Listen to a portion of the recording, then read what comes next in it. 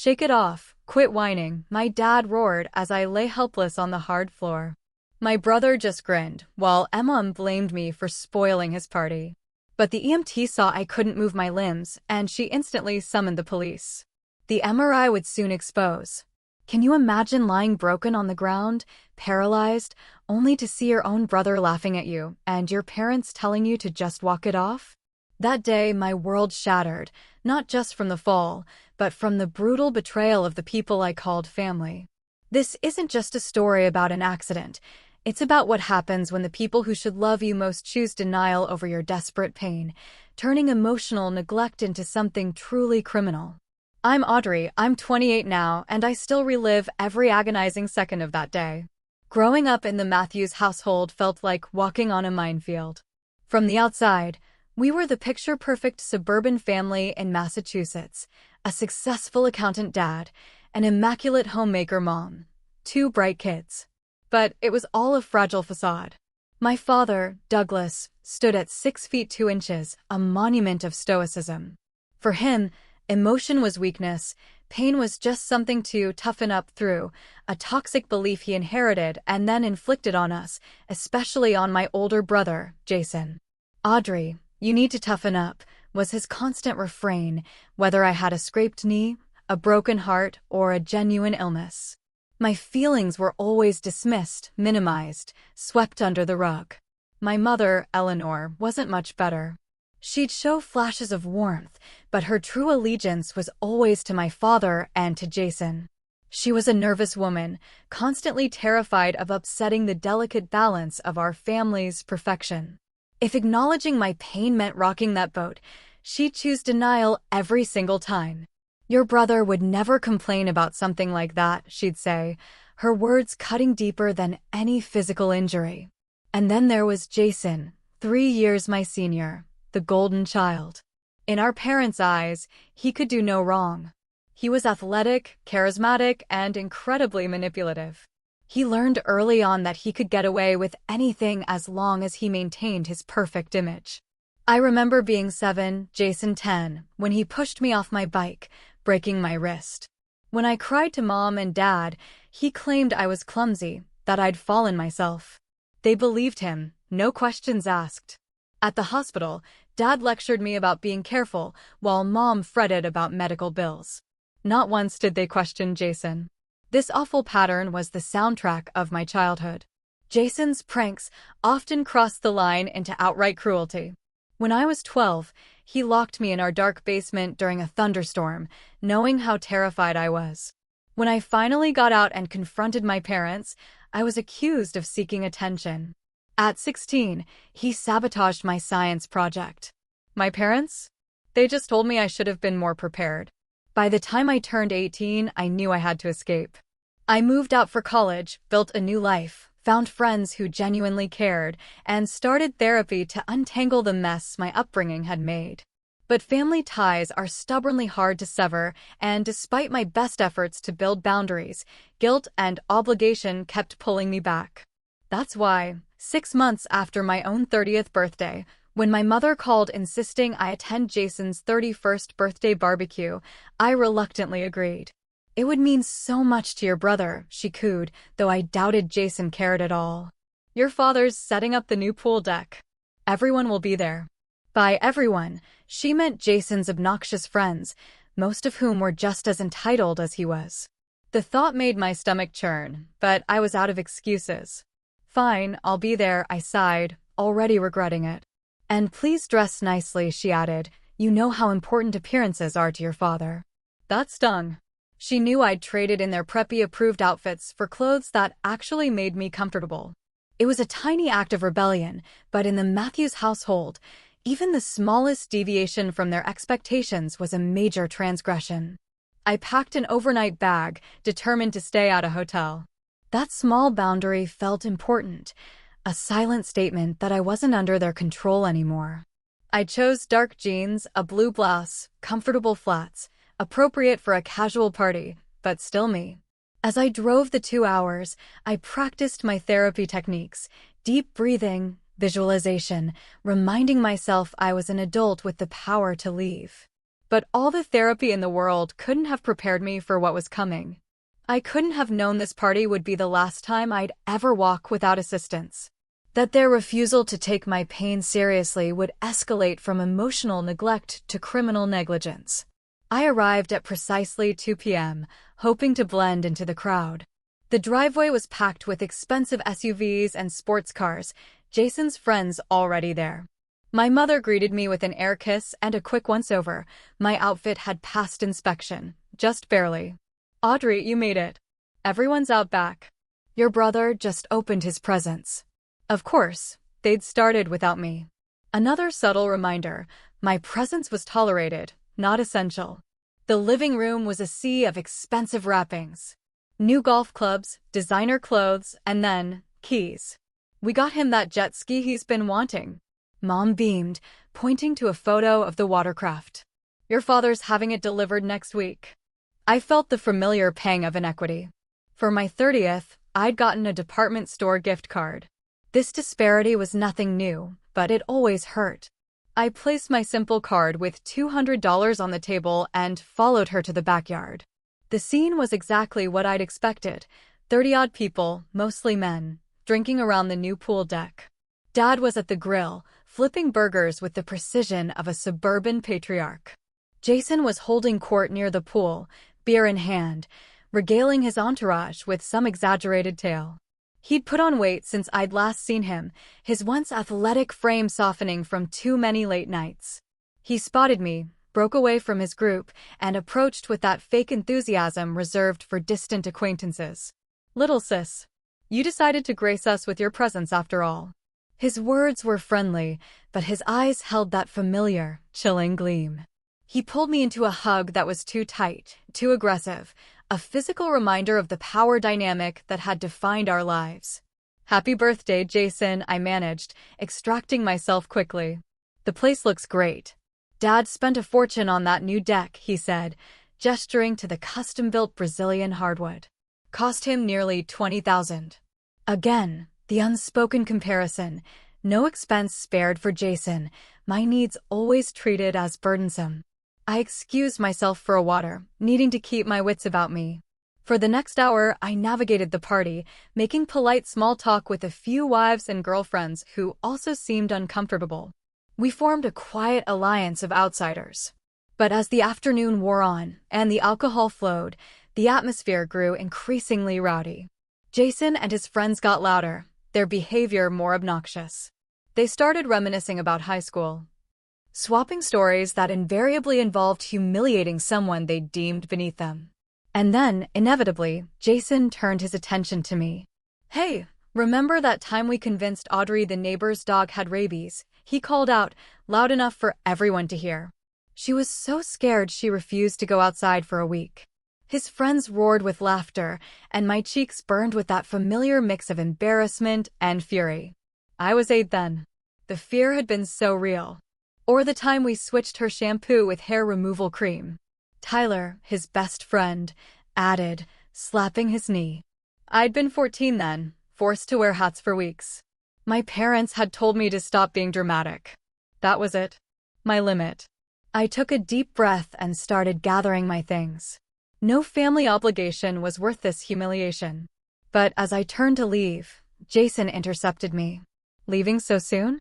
The party's just getting started." His words were slurred, his eyes unfocused. He was drunk, which always made him more unpredictable, more dangerous. "I have a long drive back," I said firmly, trying to step around him. He blocked my path. "Come on, sis. Loosen up. Have a drink with us. For old time's sake." I knew this routine. The forced camaraderie always led to public humiliation. "No thanks, Jason. I really need to go." His face hardened, the mask of friendliness slipping away to reveal the cruelty beneath. Still the same uptight Audrey. Some things never change. I walked away, heading toward the sliding glass door. I just needed my purse from the living room, a quick goodbye to my parents, and then I could escape this toxic environment. But fate, or perhaps Jason's malice, had other plans. To get to the house, I had to cross a section of that brand new pool deck. As I stepped onto the wooden boards, I immediately sensed something was wrong. The surface felt strangely slick beneath my flats. I glanced down, noticing a faint sheen on the wood, almost imperceptible unless you were looking for it. In that split second, a terrifying realization dawned on me, but it was already too late. My foot slid violently forward, throwing me off balance. I tried to catch myself, arms flailing, but the slipperiness was too complete, too deliberate. My other foot shot out from under me, and I felt my body falling backward. Time seemed to slow. I could see Jason and his friends watching, their faces a mixture of anticipation and cruel amusement. I saw my father turning from the grill, my mother pausing her conversation. And then, the impact. Not with the wooden deck as I'd expected, but with the hard, unforgiving concrete lip of the pool. My lower back and head struck simultaneously. A double blow that sent a searing, white-hot pain shooting up my spine and exploded like fireworks behind my eyes. I heard a scream, and later I'd realize it was my own. The world tilted and spun, colors blurring. When things finally stabilized, I was lying flat on my back, staring up at the clear blue sky. The pain in my head was excruciating, a throbbing symphony of agony. But what terrified me more was the void. I couldn't feel anything below my waist. "Help!" I gasped, my voice barely a whisper. The impact had knocked the wind out of me. I was struggling to breathe. "Please help me. I can't feel my legs." Jason's face was the first to appear in my field of vision. He was looming over me, and to my horror, he was smiling. "Nice pratfall, sis. Very dramatic." He turned to his friends. "She always was a theater kid." I tried to move, to sit up, but my body wouldn't obey. My arms worked, but when I tried to shift my legs, there was nothing.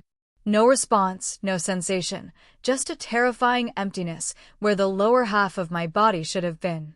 "I'm serious," I cried, my voice stronger now, edged with pure panic. "Something is wrong. I can't move my legs. I think I hit my back on the concrete." Jason rolled his eyes, still convinced this was all some elaborate performance. "Come on, get up. You're embarrassing yourself." "I can't get up." I was openly sobbing now, tears of pain and fear streaming down my face. "Please, call an ambulance. I think I'm really hurt." By this point, a small crowd had gathered, their faces a mix of curiosity and discomfort, but no one moved. They were taking their cues from Jason, assuming this was just another family drama playing out. Then my father pushed through, his face a mask of irritation. "What is going on here, Audrey? Why are you on the ground?" "Dad," I sobbed, a wave of relief washing over me. Surely he would take this seriously. I slipped and fell. I hit my back on the pool edge. "I can't feel my legs. I need to go to the hospital." I expected concern, urgency, immediate action. Instead, I got a dismissive scoff. "For God's sake, Audrey, the deck is perfectly safe. I just had it installed by professionals." He gestured impatiently. "Walk it off. Stop being a baby. You're making a scene at your brother's party." His words hit me like a physical blow. Even now, when I was literally unable to move, my pain was being dismissed, my experience invalidated. "Douglas, maybe we should help her up," my mother suggested, appearing at his side. But her concern wasn't for me. "People are watching. I can't get up," I repeated, my voice rising with desperation. "I need an ambulance. Please, Mom. Dad, I'm begging you. Something is seriously wrong." My mother knelt beside me, her voice dropping to an angry whisper. "Audrey Matthews, that is enough. You have always been jealous of your brother's attention, but this is taking things too far. You are ruining his birthday party with this performance." I couldn't believe what I was hearing. The pain in my back intensified, radiating in waves. My head throbbed, and I felt a wave of nausea. "I think I'm going to be sick," I moaned, turning my head. "She's probably drunk," I heard Jason tell someone. Classic Audrey, can't handle her alcohol. I hadn't had a single drink all day, but facts had never mattered in my family's narrative about me. The sun beat down, making the nausea worse. I was sweating, a strange tingling starting in my fingertips. I knew these were bad signs. "Please," I whispered, no longer having the energy to shout. "I need help." My father had walked away, back to the grill. My mother was making excuses to guests, telling them I was prone to episodes. Jason had lost interest, moving back to his friends, who were now planning a jet ski trip. I was alone, immobile, in agony, surrounded by people who were choosing to ignore my suffering. The betrayal cut deeper than any physical pain ever could. Then, from the edge of my fading consciousness, I heard a new voice. Firm. Authoritative. Female. "Excuse me, I'm a nurse. Let me through, please." The crowd parted, and a woman I didn't recognize knelt beside me. She had kind eyes and capable hands that immediately went to my wrist, checking my pulse. "Hi there, I'm Rachel. I work in the ER at Massachusetts General. Can you tell me your name?" "Audrey," I managed, my teeth chattering. I was cold now, despite the summer heat. "Okay, Audrey, I need you to stay very still. Can you tell me what happened?" I explained the fall, the impact, the sudden numbness. Rachel's expression remained neutral, but I saw the concern in her eyes. She leaned closer, her voice quiet. "I'm going to check a few things, but I don't want you to move at all." "Okay." She gently pressed her fingers against my legs. I felt nothing. She asked me to wiggle my toes. Nothing happened. "I'm calling an ambulance," she announced, pulling out her phone. "She doesn't need an ambulance," my mother protested, suddenly reappearing. "She just needs to get up and stop making a fuss." Rachel fixed my mother with a level stare. "Ma'am, your daughter has signs consistent with a spinal cord injury. Moving her could cause permanent damage. She needs emergency medical attention immediately." For the first time, a flicker of real concern crossed my mother's face. "Spinal cord injury? That's impossible." She just slipped. "Falls are one of the most common causes of spinal injuries," Rachel replied, already dialing 911. And from what I can see, she hit the concrete edge quite hard.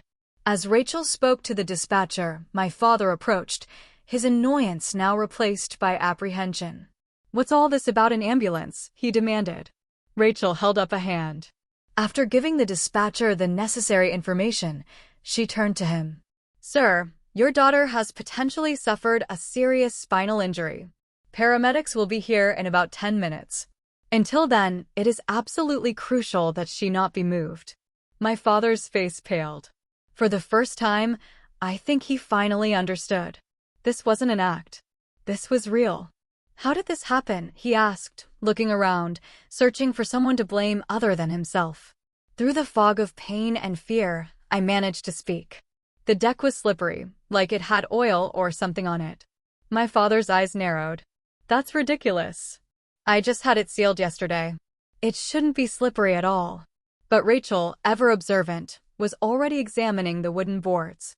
She touched the surface, rubbed her fingers together. "This isn't water," she said, her voice hardening. "This feels like some kind of lubricant." All eyes turned to Jason, who had wandered back over. His face, flushed from alcohol, suddenly drained of color. "It was just a joke," he muttered, not meeting anyone's gaze. "Just a little prank. I put some of Dad's deck oil on a few boards. I thought she'd slip a little and maybe fall in the pool. I didn't think." He trailed off, the implications finally dawning on him. The silence was deafening. In that moment, as I lay immobile, I saw the ugly truth of my family reflected in their faces, the casual cruelty, the willful blindness, the reflexive protection of Jason at all costs. But this time, there would be consequences they couldn't ignore away. In the distance, sirens wailed, growing louder, cutting through the stunned silence. Rachel stayed by my side, monitoring me, keeping everyone else at bay. "Try to stay calm," she said softly. "Help is almost here. Just focus on your breathing." I tried, but panic kept threatening to overwhelm me.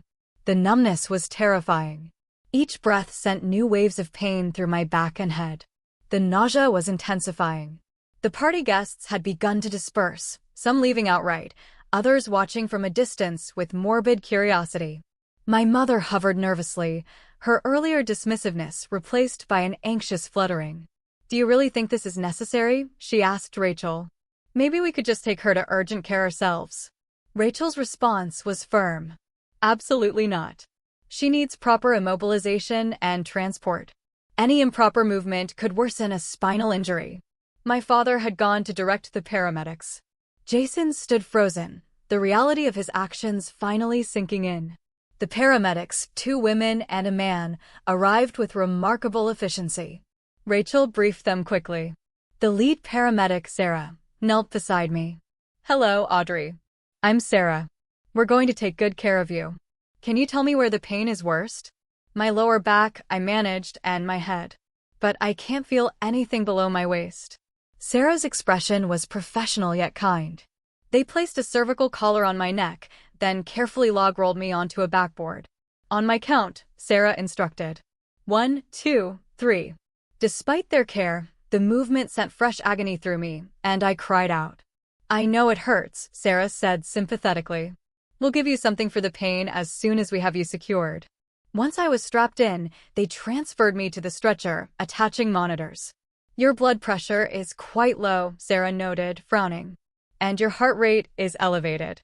We need to get you to the hospital right away." My mother finally seemed to grasp the severity. "Is she going to be all right?" she asked, her voice small. Sarah offered no false reassurance. "She has signs consistent with a significant spinal injury. The sooner we get her to a trauma center, the better her chances for recovery." As they prepared to move me, Sarah asked a question that changed everything. "Was the surface where you fell naturally slippery, or was there something on it?" Before I could answer, Rachel spoke up. "There appears to be some kind of oil or lubricant on the deck boards. I believe it was placed there deliberately." Sarah looked up sharply. "Deliberately? Can you elaborate?" "Her brother admitted to putting deck oil on the boards as a prank," Rachel said, her voice level, but with an undercurrent of controlled anger. "He intended for her to slip." Sarah and the other paramedics exchanged glances. Sarah then looked at Jason. "Is that accurate? Did you intentionally create a slipping hazard that caused this injury?" Jason shifted uncomfortably. "It was just supposed to be a joke. I didn't think she'd get hurt like this." Sarah's expression hardened. "Mike," she said to her colleague, "can you check the deck surface and document what you find?" Mike nodded, taking photos and collecting a sample of the substance. Meanwhile, the paramedics continued their methodical work. Then Sarah made a call on her radio. "Based on what I'm seeing here and the circumstances described, I'm going to request police assistance." "Police," my father sputtered, returning from the front yard. "Surely that's not necessary. This was just an unfortunate accident." Sarah fixed him with a cold, level gaze. "Sir, deliberately creating a hazardous condition that results in serious injury is not just an accident. Additionally, I understand there was a delay in seeking medical attention for your daughter, despite her reporting loss of sensation, which is a medical emergency." My father's face flushed with anger. "Now, wait just a minute. You can't come into my home and make accusations like that." "Dad," I weakly said from behind the oxygen mask, "please, just let them help me." For once, my father fell silent. Sarah made the call, requesting a police presence. Then she turned back to me. "We're going to move you to the ambulance now. The ride might be uncomfortable, but we'll do everything we can to keep you stable." As they wheeled me through the house and out to the waiting ambulance, I caught a final glimpse of my family. My father arguing with Mike, gesturing angrily. My mother standing with her arms wrapped around herself, looking lost. And Jason, still rooted to the same spot, watching as the consequences of his lifelong cruelty finally caught up with him. The last thing I saw before the ambulance doors closed was a police cruiser pulling into the driveway, lights flashing, sirens silent. In that moment, despite the pain and fear, I felt a strange, profound sense of validation. For the first time in my life, someone was taking my suffering seriously. The ambulance pulled away, carrying me toward an uncertain future, but also away from the toxic environment that had caused me so much pain. As the medication they administered began to take effect, dulling the worst of the physical agony, I closed my eyes and surrendered to unconsciousness. I awoke to the rhythmic beeping of hospital monitors, that familiar antiseptic smell. For a moment, I was disoriented. Then the memories came flooding back. The fall, the numbness, the paramedics, the police. A nurse, Carlos, noticed I was awake. Welcome back, Audrey. I'm Carlos. You're at Massachusetts General Hospital. Do you remember what happened? I fell, I croaked, my voice raspy. At my brother's birthday party. I couldn't feel my legs. Carlos nodded. That's right. You've been in and out of consciousness for about 12 hours. The doctor will be in shortly to discuss your condition. Can I get you some water? I nodded gratefully. Even sipping water threw a straw sent jolts of pain through my back. What's wrong with me? I asked, fear making my voice tremble. Can I still not move my legs? Carlos's expression was compassionate, but professional. The doctor will explain everything. She should be here any minute. Try to stay calm. As if on cue, a woman in a white coat entered. Dr. Martinez, the neurosurgeon. Good morning, Audrey. How are you feeling? Scared, I admitted, and in pain. What happened to me? Why can't I feel my legs? She pulled up a chair. When you fell, you suffered an incomplete spinal cord injury at the T12, L1 section, in your lower back. The impact fractured 2 vertebrae and caused significant compression. She showed me MRI images, pointing out the damage. We performed emergency surgery to remove bone fragments and stabilize your spine with rods and screws. Will I walk again? The question, terrifying and raw, hung in the air. Dr. Martinez didn't offer false hope, but she didn't extinguish it either. Spinal cord injuries are complex. The fact that yours is incomplete is positive news. The cord wasn't completely severed. She explained that recovery was a long road. You are currently experiencing paraplegia, paralysis affecting your lower limbs. We'll work to maximize whatever recovery is possible, but you should be prepared for the possibility of long-term mobility challenges. The news hit me like a physical blow. I'd walked into my brother's party a healthy 28-year-old. I was leaving it with a life-altering disability, all because of a prank and my family's refusal to take my pain seriously. There's something else we need to discuss, Dr. Martinez continued, her tone shifting. The circumstances of your injury have prompted an investigation. There are 2 police officers waiting to speak with you. I closed my eyes, absorbing it. My brother put oil on the deck, I whispered. He admitted it. He wanted me to slip as a joke. Dr. Martinez nodded. That's consistent. And there's concern about the delay in seeking medical attention. My parents didn't believe I was really hurt, I said, the familiar pain of their dismissal washing over me again. They told me to walk it off. They accused me of ruining Jason's party. A flash of anger, perhaps, crossed Dr. Martinez's professional demeanor. In cases of suspected spinal cord injury, immediate immobilization and medical attention are crucial. Delays can significantly worsen the outcome. Are you saying that if they had called an ambulance right away, I might not be paralyzed? The implication was almost too much. It's impossible to say with certainty, she replied carefully. But yes, every minute counts. Tears spilled down my cheeks. The injury itself was devastating, but knowing it might have been less severe if my family had simply believed me was an additional layer of betrayal I wasn't prepared for. Do you feel up to speaking with the police now? She asked. I'll talk to them, I decided. I want them to know what happened. She left, and Carlos stayed, adjusting my position, offering tissues. The officers, Detective Sullivan and Officer Chin, entered. They were both women, which somehow made me feel safer. We understand this is difficult, Detective Sullivan said, but we need to ask you some questions. I recounted everything, the party, Jason's cruelty, my fall, my parents' dismissal.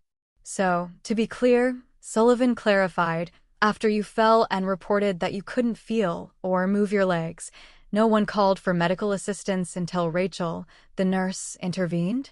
That was at least 15, 20 minutes after your fall. I confirmed it. My father told me to walk it off. My mother accused me of trying to ruin Jason's birthday. Officer Chin looked up from her notes. And your brother admitted to putting oil on the deck? Yes. He said it was supposed to be a prank. He thought I'd slip and fall into the pool. He didn't think I'd hit the concrete edge. The officers exchanged glances. We should inform you, Detective Sullivan said, that we've already taken statements from several witnesses, including Rachel Cooper and the paramedics. We've also collected evidence from the deck, which confirmed the presence of deck oil. She paused, then continued, "Your brother, Jason Matthews, was taken into custody last night on charges of reckless endangerment, resulting in serious bodily harm. Your parents, Douglas and Eleanor Matthews, are currently being investigated for negligence and failure to provide necessary medical assistance." The news stunned me. As much as my family had hurt me, I'd never imagined them facing criminal charges. They could go to jail? I asked, my voice barely a whisper. "That will be up to the district attorney and ultimately the courts," Sullivan replied. "But yes, these are serious charges, especially given the severity of your injuries." They asked a few more questions, thanked me, and left. I lay there, processing everything. The physical reality of my injury was overwhelming, but the legal and emotional implications were equally staggering. No one from my family had called or visited. I wondered if they were legally prevented, or if they were simply continuing their lifelong pattern of avoiding accountability. That evening, a hospital social worker, Marcus, came to see me. He gently explained the long road ahead, weeks in an inpatient rehab facility, followed by ongoing outpatient therapy. "I live alone," I said, the practical implications suddenly hitting me. "My apartment has stairs. I teach elementary school, which means being on my feet all day." Marcus nodded. "These are all challenges we'll help you navigate. There are resources for home modifications, vocational rehabilitation, disability benefits."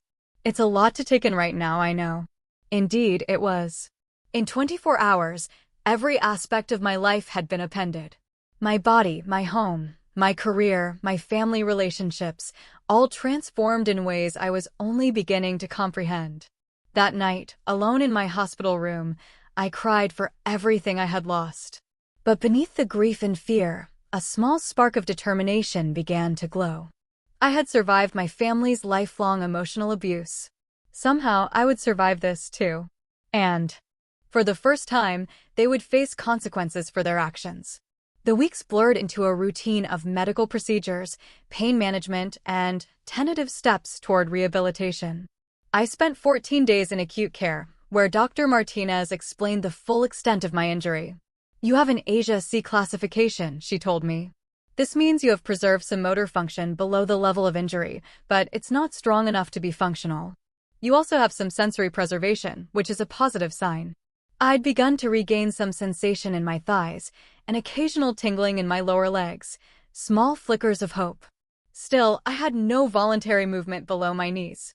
The legal proceedings added another layer of complexity. 10 days after my injury, Laura Jensen, an assistant district attorney, visited me. "The police investigation is complete," she informed me. "Based on the evidence and witness statements, we've filed formal charges." Jason was facing a felony charge of reckless endangerment, carrying a potential sentence of up to 10 years. My parents were charged with criminal negligence and failure to provide necessary medical assistance, up to 5 years if convicted. "These are the maximums," Laura explained. "Actual sentences depend on many factors." She also told me I had the right to file a civil lawsuit for damages.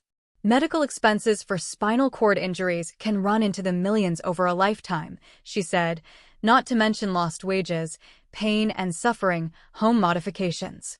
It was overwhelming. Part of me wanted nothing more than to cut all ties, but the practical reality was that I faced enormous financial challenges because of their actions.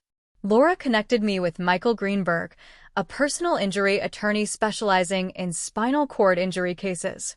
"Your case is strong," he told me after reviewing the reports. "Liability is clear, especially with your brother's admission." He explained that while their homeowner's insurance would cover some, for full compensation, we'd need to go after their personal assets. The thought made me uncomfortable. Despite everything, they were still my parents. But Michael gently reminded me that my new reality included extensive medical bills and potentially lifelong care. "This isn't about revenge," he assured me. "It's about ensuring you have the resources you need to live as full and independent a life as possible." I agreed to let him file the lawsuit, a decision that felt both necessary and heartbreaking. Meanwhile, my physical recovery continued. After 2 weeks, I was transferred to a specialized spinal cord injury rehabilitation center. It was modern, well-equipped, with a team of physical therapists, occupational therapists, psychologists, all focused on helping patients like me adjust. My physical therapist, David, combined unwavering optimism with pragmatic realism. Our goal is to maximize whatever return of function you experience, he explained. But equally important is learning to be as independent as possible with the function you have right now. Days fell into a demanding routine, mornings of physical therapy, afternoons of occupational therapy, group sessions where I met others like Tara, who had sustained a similar injury 2 years prior. It gets easier, Tara told me one evening. Not the physical stuff necessarily, though that does improve. I mean, the emotional adjustment. Right now, everything in your life is defined by your injury. Eventually, it becomes just one aspect of who you are, not your entire identity. Her words were a lifeline during those dark moments when the future seemed impossibly bleak. There were days of progress, standing between parallel bars, new flickers of sensation. And days of setbacks, infections, despair. Throughout this time, I received no contact from my family. My attorney informed me they were instructed not to communicate directly due to the pending cases. Part of me was relieved, another part felt it as yet another abandonment. My friends and colleagues from the elementary school stepped in, organizing visitors, bringing home-cooked meals, setting up a fundraising campaign. 3 months after my injury, the criminal cases moved toward resolution. Jason accepted a plea deal, admitting to felony reckless endangerment. He received a 5-year sentence, 2 served in prison, 3 on probation. My parents also took plea agreements, 2 years probation, 400 hours of community service each, and mandatory counseling. The civil case took longer. Michael deposed each of them, forcing them to acknowledge, under oath, the reality of what they had done. 6 months after filing, we reached a settlement. My parents' homeowner's insurance paid its maximum, $1 million. Additionally, they agreed to sell their house and liquidate a significant portion of their retirement savings, creating an additional $2 million trust fund for my ongoing care. It was substantial enough to cover my immediate medical expenses, home modifications, and provide a financial cushion as I figured out my future. But no amount of money could truly restore what I had lost. By the 8-month mark, I'd made remarkable progress. I had regained enough function in my leg muscles that with specialized braces and a walker, I could take short, labored steps. It wasn't true walking, not the easy, unconscious movement I'd once taken for granted, but it was more than many with similar injuries ever achieved. I was discharged from inpatient rehab, continuing outpatient therapy. My apartment had been modified with ramps, wider doorways, an accessible bathroom. A part-time caregiver helped with tasks I couldn't yet manage. I also began reimagining my professional life. Classroom teaching wasn't feasible, but the school district offered me a position as a curriculum specialist, a role I could perform mostly from home. Throughout this period, I was also engaged in another kind of healing, working with a therapist, Claire, who specialized in trauma and family dynamics. What happened to you wasn't just a physical injury, Claire pointed out. It was the culmination of a lifetime of emotional abuse and neglect. The paralysis in your legs is visible, but there are other invisible wounds that need healing too. With her guidance, I began to process not just the trauma of the injury, but the deeper patterns of family dysfunction, the constant invalidation, the golden child/scapegoat dynamic, the way my parents consistently prioritized appearances over my well-being. Your family failed you in the most fundamental way, Claire said. They had one job, to protect and care for you. Instead, they caused you harm and then refused to acknowledge it. Acknowledging this truth was painful, but ultimately liberating. It allowed me to see that my injury, devastating as it was, had also freed me from the toxic system that had caused me so much suffering. Do you think you'll ever reconcile with them? Claire asked. I considered it. I don't know. Part of me thinks there's no coming back. Another part wonders if these legal consequences might finally force them to confront the reality of their behavior. Either way, she said, your healing doesn't depend on their acknowledgement or changes. It's something you do for yourself. And slowly, painstakingly, that's what I began to do. Heal. Not just my body, but my sense of self, my understanding of what family should be, and what relationships I deserved.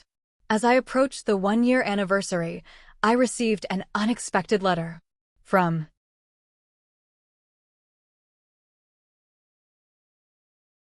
Jason, from prison. The envelope sat unopened on my kitchen table for 3 days.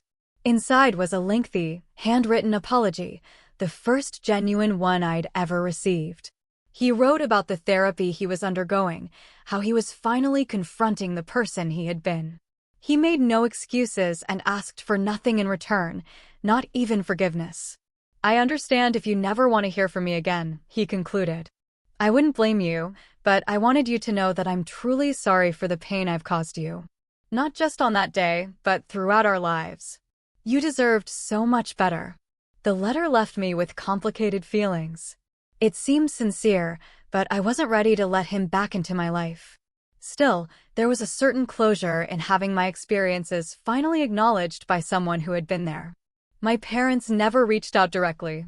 I heard through mutual acquaintances that they'd moved to Florida, starting over with whatever assets they had left. As for me, I was building a new life. Different from what I'd planned, certainly more challenging, but also rich with new meanings and connections. The friends who stood by me became my chosen family. The disability advocacy community gave me a sense of purpose and belonging I'd never found in my biological family. And somewhere along the way, I discovered a resilience I hadn't known existed. A capacity not just to survive trauma, but to find meaning and growth in its aftermath. 2 years have passed since that fateful day. 2 years since a cruel prank and a family's callous indifference changed the course of my life forever. 2 years of surgeries, rehabilitation, adaptation, and profound emotional work. My life today bears little resemblance to what it was before. I live in an accessible ground-floor apartment, drive a car with hand controls, and work remotely, visiting schools to train teachers on trauma-informed practices. Physically, I've made remarkable progress. With leg braces and a walker, I can walk. I've regained sensation in about 60% of my lower body, though it's altered, sometimes pins and needles, sometimes hypersensitivity. There are good days and bad days. Days when I move with relative ease, almost forgetting my limitations. And days when pain, spasms, or complications remind me forcefully of all that has changed. But the most significant healing hasn't been physical. It's been the internal journey from victim to survivor, from someone defined by what was done to her to someone who actively shapes her own story. 6 months ago, I became involved with a local advocacy group for spinal cord injury survivors, serving as a peer mentor. Twice a week, I visit the same rehabilitation center where I once spent months relearning basic life skills. I sit with people who are where I was 2 years ago, consumed by grief and fear, uncertain if life can ever be good again. It doesn't get easier, I tell them, echoing Tara's words. But you get stronger. And you find new ways to define what matters. Through this work, I met Thomas, a physical therapist specializing in neurological injuries.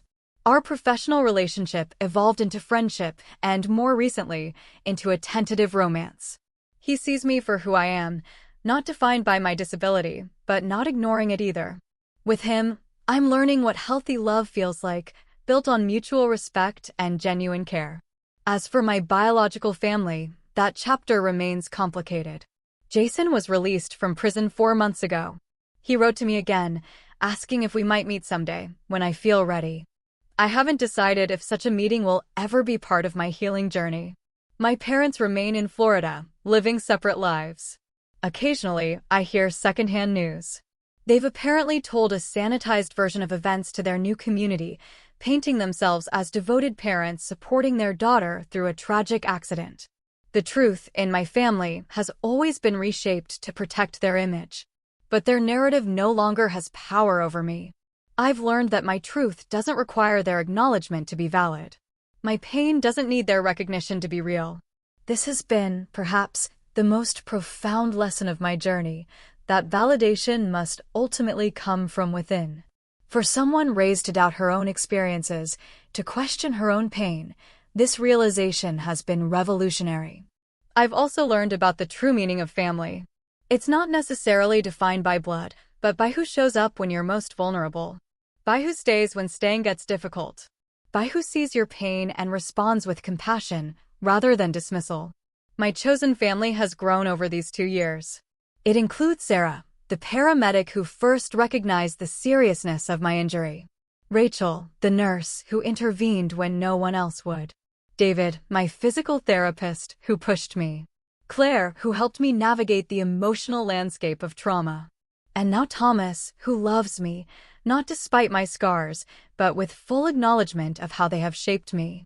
Together, these connections have taught me what healthy attachment looks like, what it feels like to be believed, to be supported, to be valued simply for who I am, rather than for maintaining convenient appearances. Last month, I completed my master's degree in educational psychology, specializing in trauma-informed teaching practices. Next fall, I'll begin a new position as a consultant training educators to recognize and support children experiencing various forms of trauma, including family dysfunction. It feels like a way of honoring my own journey while creating meaning from the pain I've experienced. Perhaps that is the ultimate form of healing, not erasing the wound, but transforming it into something that serves a purpose greater than oneself. My paralysis will always be part of my story, as will the family dynamics that contributed to it. But neither defines the entirety of who I am or what my life can mean. Sometimes, when I'm with Thomas or surrounded by friends, laughing and fully present in the moment, I realize with a jolt that I am happy. Not despite what happened, but in a way that incorporates it into a larger narrative of resilience and growth. Other times, usually late at night when pain keeps me awake, I still struggle with anger and grief for what was taken from me, the physical abilities, the family relationships that, even if toxic, were my primary attachments for 28 years, the sense of safety in the world that may never fully return. But even in those dark moments, I am no longer alone with my pain. I've learned to reach out, to allow myself to be vulnerable with those who have earned my trust, to accept help without shame, to acknowledge my limitations without being defined by them. If there is wisdom to be gained from trauma, perhaps it is this, that our wounds shape us, but they need not determine us. That even the deepest betrayals can become catalysts for profound transformation. That sometimes it takes being broken to discover just how much strength we contain. I don't know what the future holds. My doctors say I may continue to see small improvements in function for up to 5 years, though the most significant gains typically occur in the first 2. I may walk more easily someday, or I may not. Either way, I will continue to build a life that accommodates my reality while stretching the boundaries of what seems possible. What I do know is that I am no longer the woman who entered that birthday party 2 years ago, desperate for approval from people incapable of truly seeing me. I am someone new, forged in the crucible of trauma and recovery. Stronger in the broken places, as Hemingway once wrote. More authentic, more compassionate, more aware of both my vulnerability and my power. And that, perhaps, is the most unexpected gift to emerge from this ordeal, the discovery of a self-worth fighting for, worth believing in, worth loving. If you are watching this and find yourself in a situation where your pain is dismissed, where your reality is denied by those who should protect you, please know that you deserve better. Your experiences are valid. Your suffering matters. And there are people in this world who will see you truly, if you can find the courage to reach beyond those who refuse to. Have you ever had your pain dismissed by someone who should have believed you? How did you find the strength to trust yourself when others would not? Tell me what you think. I really want to know. Thanks for watching. Take care.